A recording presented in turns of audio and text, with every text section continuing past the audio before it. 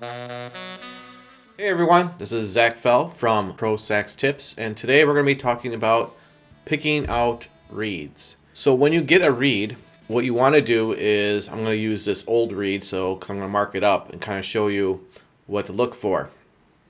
So the first thing is we want to look at the butt end here, and we want to make sure that this side and this side are about the same height from here to the top, from here to the top. If those look pretty close, then you're off to a good start.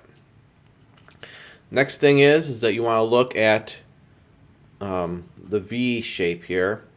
You want to make sure that if you drew a line right down the middle here, that this side, and if they want to cross from this point to this point, would be about the same height.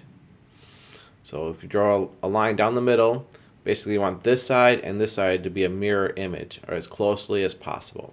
And then what I do is I would take this and look it up at the light and look at the veins of the reed and make sure, once again, you have that imaginary line going down the middle, and you want to make sure that this point here, this side and this side, look fairly the same. It's a plant, so it's not going to be exactly the same, but you want to get it as close as possible. And make sure that there are the reed veins going all the way to the tip, and it doesn't get too thin at the top. And then you want to get the heart, and the heart is kind of like this part right here of the reed.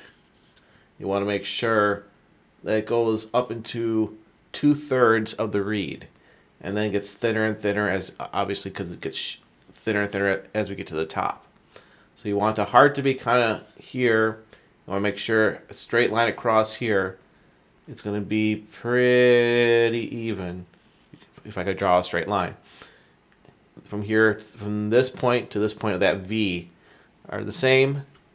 And then at this point and this height of both these ends are going to be exactly the same. Hopefully you could see that. The next thing is I have all these brand new reeds right here in front of me. And what I like to do is find the one that has the darkest bark on it. Here, let me pull this out.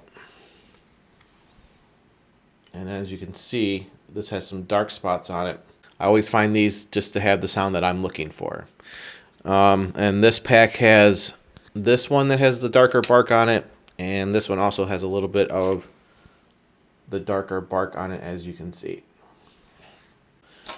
These are the Rico Jazz Select filed, and they're 3 mediums, and that's what I play on.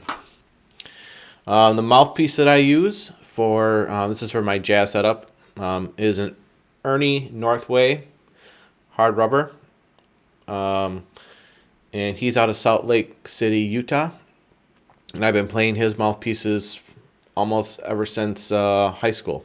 The teacher that I was with, Kurt Hanrahan, he's the one that introduced me to Northway's mouthpieces, and I haven't really needed to change to a different brand. I've tried the Barone.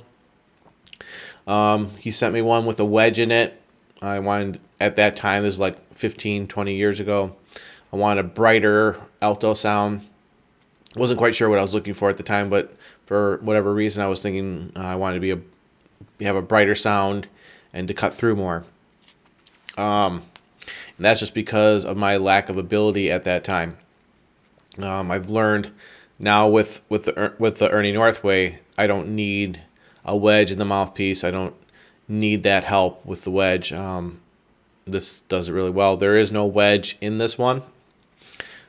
It's just a D chamber, I guess you could call it, because it's flat on one side and curved on the other inside. I don't know if probably won't even be able to see inside there. Let's see here. Let's see if you guys can see that.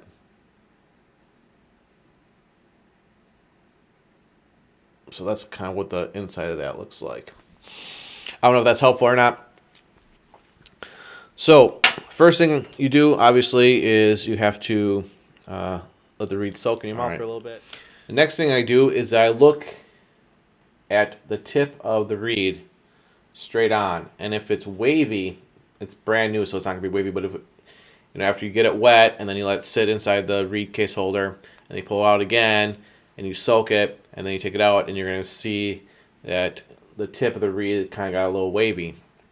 The best thing that I do to flatten that out, make sure it's wet, is that I put it on the table of the mouthpiece.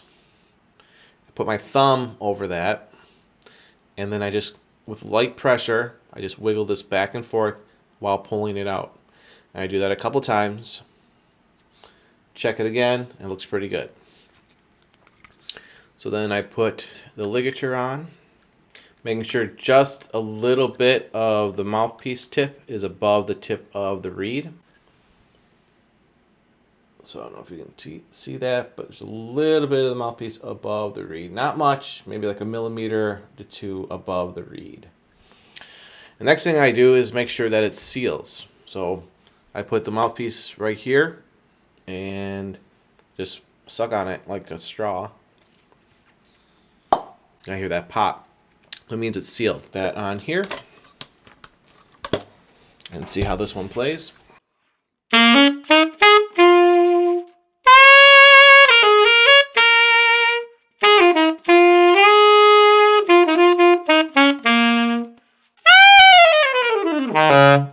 So that's what I do to get my reed ready. And then I do that for every single one. I play each one for a few minutes, and then I mark them which one I feel is a stronger reed by putting them in order on the table, as I'm showing you here. And then once I put those in, then I mark them and I put them in the reed holders, and then I just rotate every day to break them in slowly, so you don't have just one reed for a couple weeks and then all of a sudden like, oh shoot, this reed's dying, I need to prepare this next one. If you start rotating them, then each day you'll have one that lasts a lot longer, and you won't have to worry when your reed dies. All you have to do is take that one out and go on to your next one and see if you can find a replacement. Hope that was helpful. Any questions, any thoughts, please post them below. If you like what I'm doing, I really appreciate the likes and subscription. Thanks a lot. Have a great day, and we'll see you next time.